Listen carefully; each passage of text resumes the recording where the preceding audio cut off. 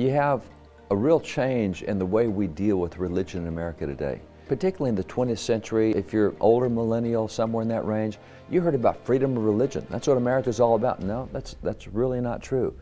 All the way through the 1600s, the 1700s, and 1800s, nobody talked about freedom of religion. They talked about freedom of conscience. Conscience is much, much bigger than religion. Your conscience is the ability to believe something and to act on your beliefs and to be able to speak that, to live that, and it guides your conduct.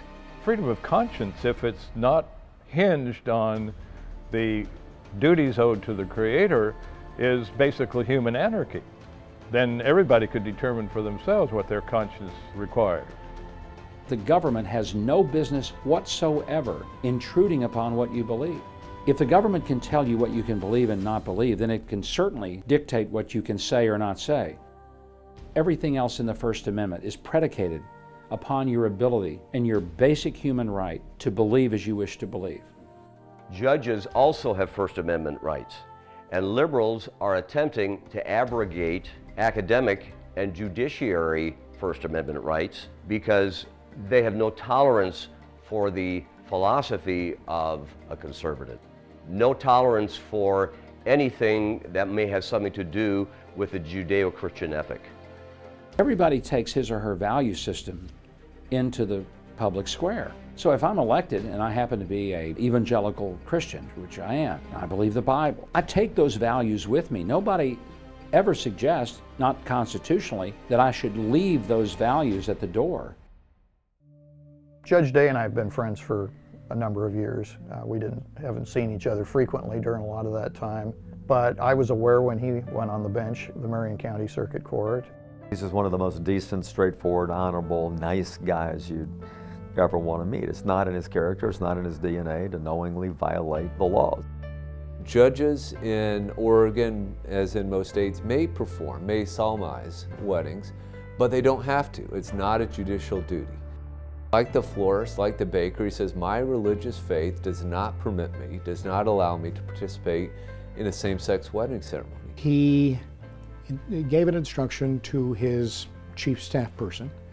If anybody should call and ask if I would perform a same-sex marriage for them, please tell them that I'm not available, but that there are a number of other judges on the circuit who would be happy to do that. She was so horrified by this that she took a complaint to the State Ethics Commission, and that became the most important charge against him. All of the rest is window dressing. It was simply a way of his being able to obey his conscience.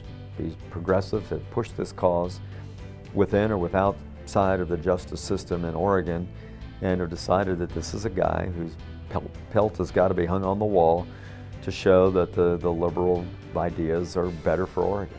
You take a stand that God can bless. You don't take a stand because the voters want it changed. If it's a matter of conscience, if it's a matter of convictions, a matter of what God lays out, you do what God says first. And that's why it's so important to fight this battle, because the only way to win this is to win in the court of public opinion.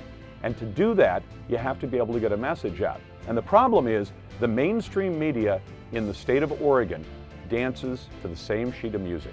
They're not willing to tell the other side of the story and explain that there are political motivations behind this jihad against Judge Vance Day. And it's so important that we get the story out in front of people and that they understand the facts and understand that going after a man and trying to destroy his life simply because of his personally held religious beliefs. And they're well on the way to doing it if we don't get the real story out in front of people. Thanks for supporting Judge Vance Day.